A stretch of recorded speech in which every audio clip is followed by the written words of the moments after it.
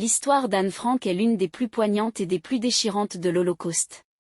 Son journal, commencé alors qu'elle se cachait des nazis dans une annexe à Amsterdam, a capturé l'innocence, la peur et l'espoir d'une jeune fille confrontée à l'horreur de la persécution.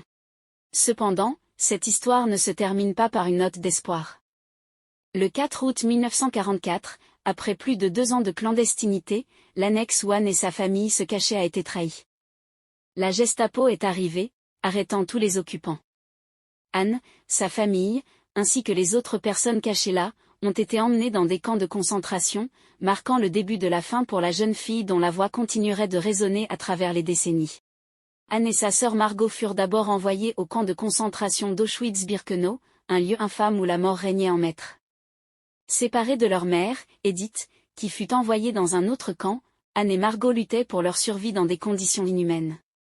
Malgré la maladie, la faim et l'horreur quotidienne, elles ont conservé un espoir ténu, un espoir de voir un jour la fin de leur calvaire. Malheureusement, ce jour n'est jamais venu pour Anne et Margot.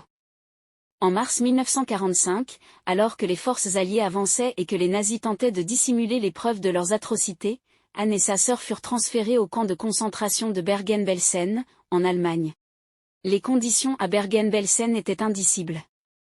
Le camp était surpeuplé, la nourriture et l'eau étaient rares, et les maladies se propageaient rapidement. Anne, déjà affaiblie par des années de privation et de stress, tomba gravement malade du typhus.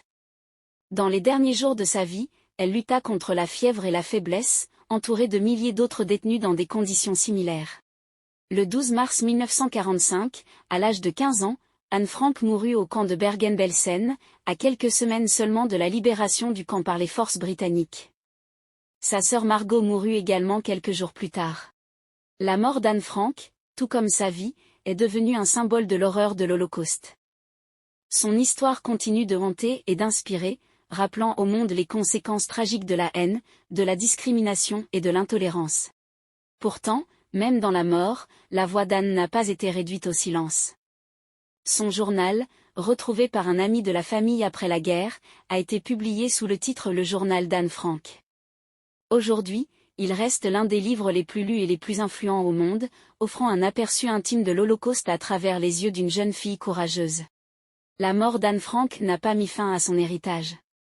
Au contraire, elle a renforcé son importance dans la mémoire collective, rappelant au monde entier la nécessité de se souvenir, de témoigner et de lutter pour un avenir où de telles atrocités ne se reproduiront jamais.